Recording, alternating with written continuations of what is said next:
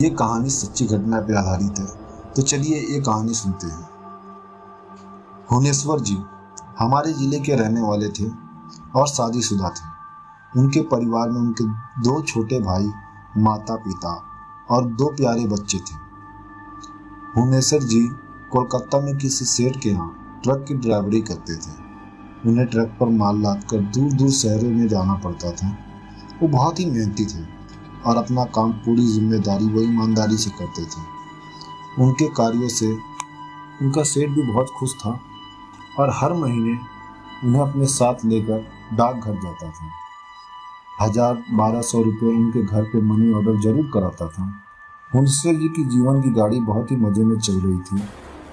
कभी कभी जब उनको माल लेकर लखनऊ, बनारस या दूर के शहर में जाना पड़ता तो वो थोड़ा समय निकाल कर भी अपने घर आते थे और घर वालों से मिलते थे, उनका हाल चाल लेते थे और वापस चले जाते थे। एक बार की बात है, भुवनेश्वर जी रात को करीब 10 बजे ट्रक लेकर निकले। उन्हें दिल्ली की ओर जाना था। उनके साथ शामू नाम का उनका खल्लासी भी था। भुवनेश्वर जी खल्लासी को अपने बेटे जैसा मानते थे और उसे ट्रक चलाने भी सिखाते थे। अब शामू ट्रक चलाने में थोड़ा माहिर हो गया था। उस रात शामू ने जिद करके कहा कि आप आराम से सो जाइए, तो ट्रक मैं चला कर लेकर चलता हूँ। भुवनेश्वर जी ने ना कहकर ट्रक खुद चलाते हुए वहाँ से निकल पड़े। शामू उनके बगल में बैठा रहा। रात के करीब 1 बजे होंगे। ट्रक एक चौड़ी सड़क पर तेज गति से दौड़ी चली आ रही थी। अचानक भुवनेश्वर जी को पता नहीं क्या हुआ कि सड़क के किनारे ट्रक रोककर बीड़ी सुलगाकर पीने लगे। बीड़ी पीने के बाद वो शामू से बोले कि मुझे नींद आ रही है, मैं सोने जा रहा हूँ, तुम काम करो, मज़े से यानी धीरे धीरे ट्रक चला लो और चलो यहाँ से। शामू तो ट्रक चलाना ही चाहता था। उसने हामी भरकर ट्रक की स्टीयरिंग पकड़ ली और धीमी गति से ट्रक को दौड़ाने लगा। लगभग आधे घंटे बाद जब शामू को लगा कि भुवनेश्वर जी गहरी नींद में सो रहे हैं, तो उसको मस्ती सूझी। उसने ट्रक की स्पीड बहुत ही तेज कर दी और गाना गुनगुनाते हुए ड्राइविंग करने लगा। अचानक उसे पीछे एक ट्रक आती दिखाई पड़ी, शायद जिसकी स्पीड और भी तेज थी। उसने सोचा कि शायद पीछे से आ रही ट्रक उससे आगे निकलना चाहती है। शामू का भी खून अभी तो एकदम नया था, वो भला ऐसा क्यों होने देता। उसने भी ट्रक की एक्सीलेटर चापते हुए ट्रक को और भी तेज दौड़ाने लगा। अरे ये क्या हुआ।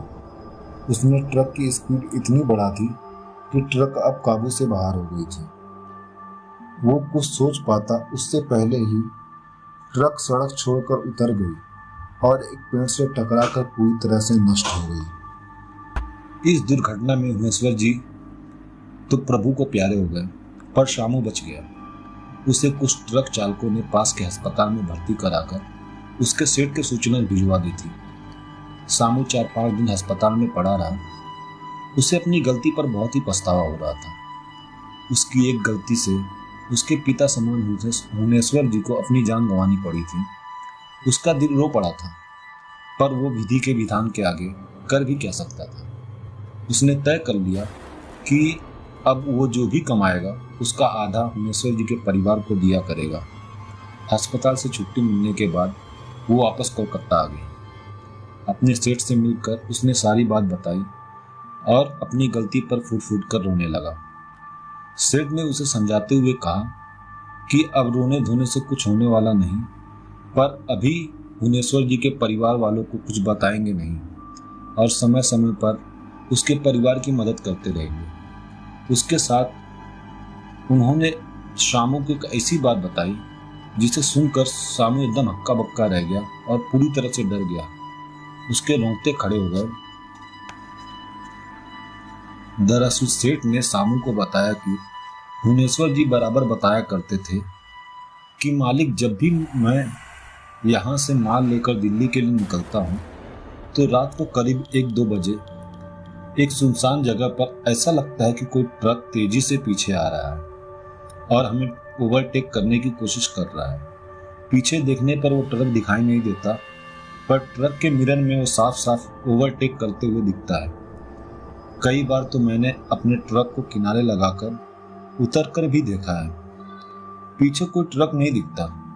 तेजी से आता वो ट्रक केवल रात को ही, और वो भी मिरर में ही दिखता है। मालिक, इस ट्रक के चक्कर में कई ट्रक वालों का एक्सीडेंट हो गया है। समझ में नहीं आता कि ऐसा क्यों होता है। आगे उस सेठ ने कहा कि मैं हुनेश्वर जी की बातों को सुन तो लेता था, पर उस पर ध्यान नहीं देता था, क्योंकि ऐसा कैसे हो सकता है कि कोई ट्रक होकर भी ना हो।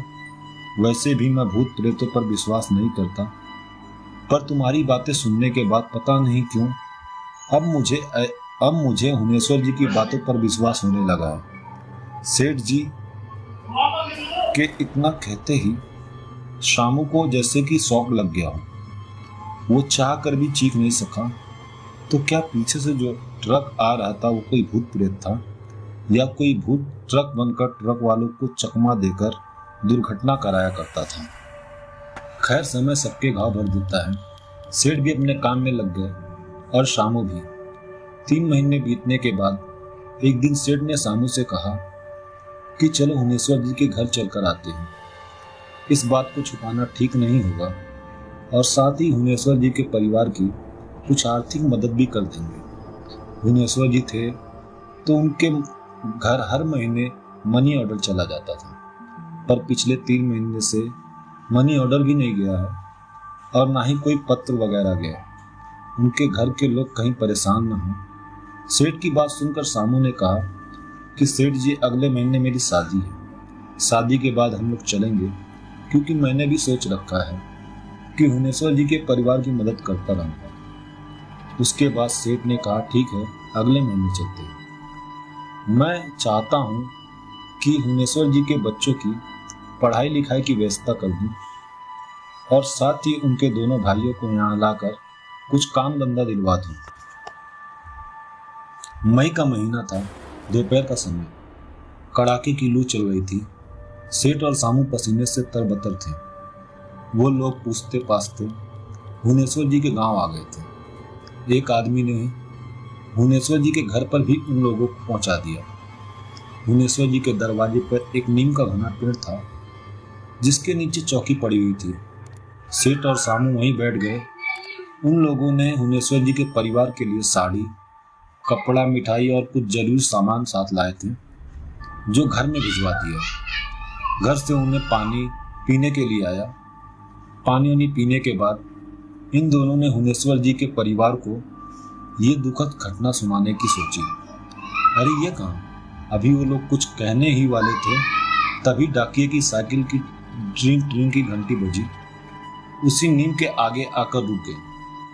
फिर डाकिये ने हुनेश्वर जी के पिताजी को जयराम करते हुए मनी ऑर्डर सौंपा। मनी ऑर्डर सौंपने के बाद डाकिया चला गया। डाकिये के जाने के बाद हुनेश्वर जी के पिताजी ने कहा, जब आप लोग आ ही रहे थे तो फिर हुनेश्वर को ये पैसे डाकिये में लगाने की क्या जरूरत थी? आप लोगों के हाथ से ही भिजवा दिया होता। हुनेश्वर जी के पिताजी के मुंह से इतना सुनते ही सेठ और शामू दोनों हक्के बक्के हो गए। सेठ ने थूक घोटकर हुनेश्वर जी के पिताजी से पूछा कि क्या कहा आपने? हुनेश्वर जी ने मनी ऑर्डर भेजा है? सेठ की यह बात सुनते ही हुनेश्वर जी के पिताजी ने बिना कुछ बोलते हुए 100 के 8 नोट और मनी ऑर्डर का छोटा सा कागज का टुकड़ा, जिस पर पता लिखा था, सेठ के आगे बढ़ा दिया।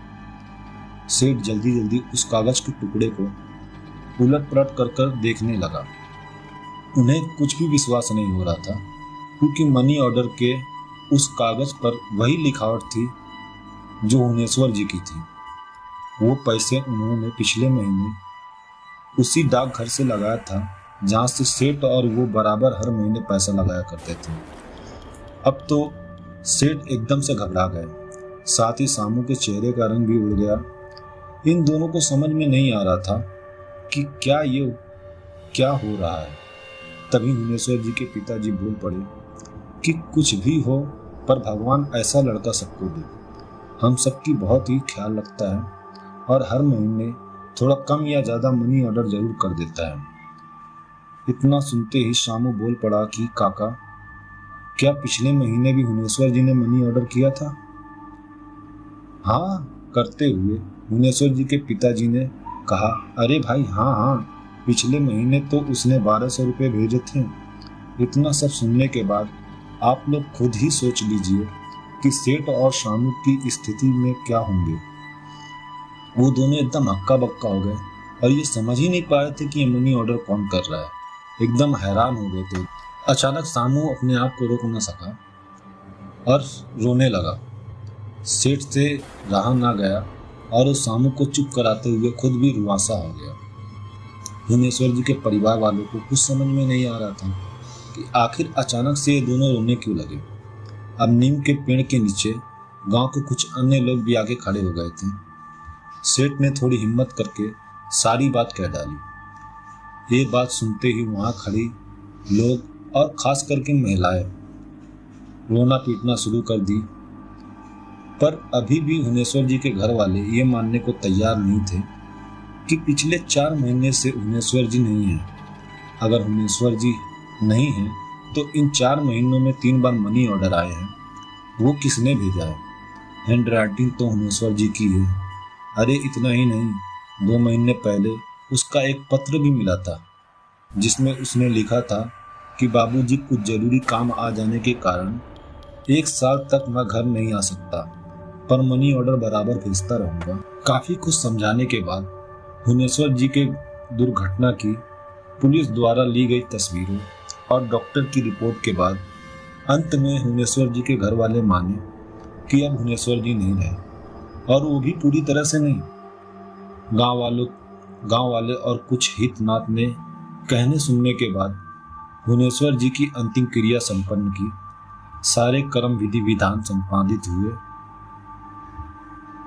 उसके बाद हुनेश्वर जी के दोनों भाई सेठ के पास कोलकाता चले गए। सेठ ने उन्हें एक कारखाने में अच्छी सैलरी पर नौकरी दिलवा दी। उसके साथ ही सेठ हर महीने हुनेश्वर जी के परिवार के लिए कुछ पैसे मनी ऑर्डर कराता रहा। खैर जो भी हो, अभी भी शामू को यकीन नहीं है कि उसका पीछा करने वाला ट्रक कोई भूत चला रहा था और मरने के बाद हुनेश्वर जी परिवार को मनी ऑर्डर करते हैं। खैर अब हुनेश्वर जी के परिवार को पूरी तरह यकीन हो गया है कि हुनेश्वर जी अब इस दुनिया में नहीं रहे, क्योंकि अब उनका पत्र मनी ऑर्डर कुछ भी आना बंद हो गया है।